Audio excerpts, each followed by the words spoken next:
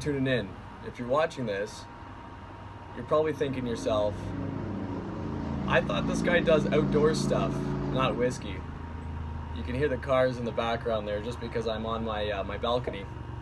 But I wanted to, as promised, start up a little, I guess, side video series on whiskey reviews. I've recently gotten into whiskey, I should say, probably in the last 4 to 5 years, and have really been enjoying a variety of whiskeys, from bourbons to Scotch single malts to blended single malts, which this happens to be, to Canadian whiskeys, and I haven't really dipped into too many Irish whiskeys, but that's definitely on the list to go. So I wanted to start off here. Thanks for joining in again. I'm going to be doing a very quick review on Chivec. Now I know it doesn't look like it from the title on the bottle there, but it is in fact pronounced Chivec or Chevec, not teabag, as a lot of people seem to think it's called. It's because it's a Gaelic whiskey, and it's bottled off the Isle of Skye, or on the Isle of Skye I should say, from the Prabanalin distillery, bottler and distillery. Last time I checked, according to Ralphie Reviews, they did, or they were looking to build their own distillery. So hopefully they were able to do that. I'll have to check into that a little bit more. But otherwise, let's get down to business, what we're here for.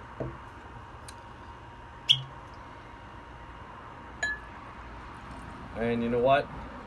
We're busy doing some cleaning, so let's just finish off that bottle, always to the last drop. Put that aside here. So I'm going to take it through really quickly here. It's a unchill filtered whiskey. As mentioned before, it's a blend on the Isle of Skye.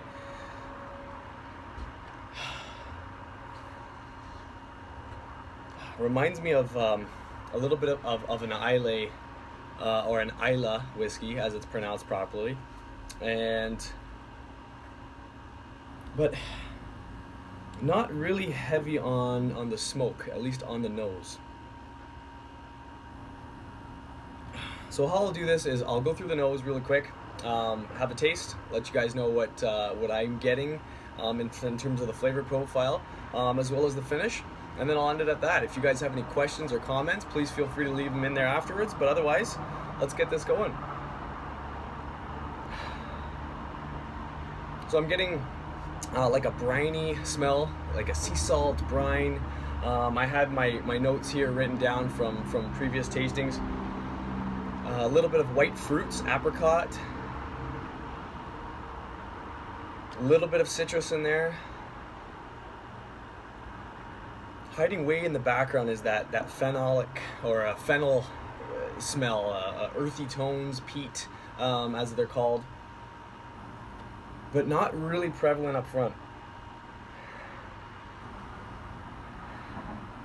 A little bit of vanilla, a little bit of toffee, some caramel, honey. So a lot going on right off the start. But definitely smelling that briny sea salt, really reminiscent of Talisker, if you've ever had Talisker. Now Talisker tends to have a little bit more smoke up front, so this is the difference between the two. But now this is supposed to be bottled with 40% single malt grains in it,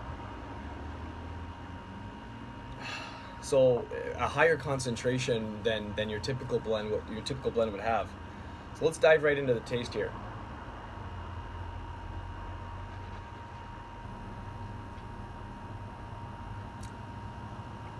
There it is. So not heavy on the alcohol. It's not packing a lot of punch when it's in your mouth, and even after the swallow, there's a little bit of heat, a little bit of spicy, a touch of spice lingering on the tongue. I'm getting woody, oaky, really the cask taste.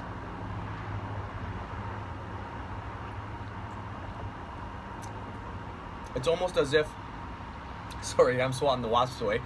They want my liquid gold, but it's mine. almost as if the brine and the smoke, the background smoke from the nose, they switch spots. And I'm getting a lot more smoke up front on the taste.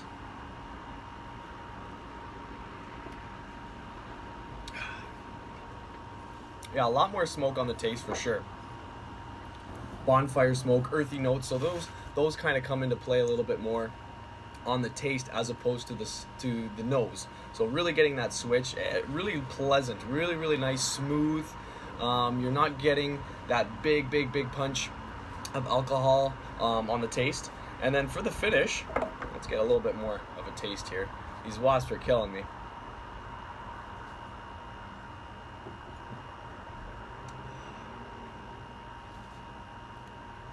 So very subtle finish. It's not long, a little bit of spicy, smoky tingling on the tongue, but not long at all.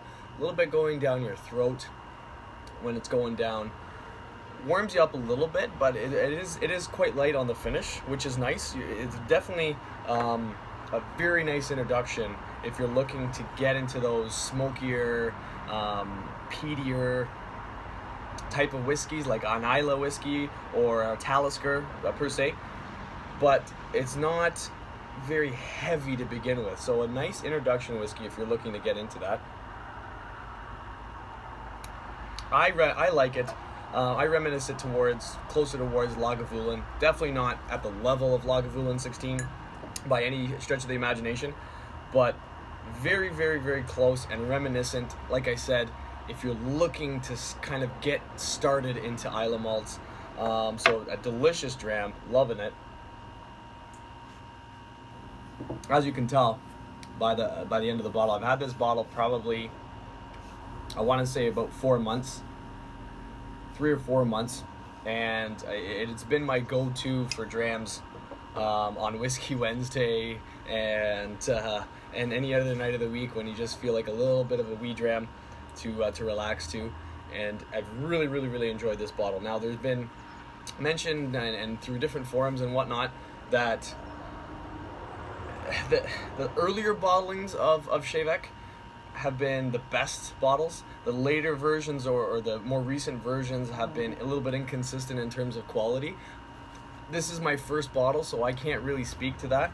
I'll definitely be able to get a little bit more in depth once I do, because I will be purchasing another bottle of this stuff, and kind of give a better idea if the quality isn't quite there. Now in the UK, I know they have it's called Deluxe. You'll see Deluxe here on the bottom, whereas in Canada, we get the Connoisseur's Blend, which they lead to as the 40%, whatever it says here, high proportion of aged single malt. So 40% is what they're talking with.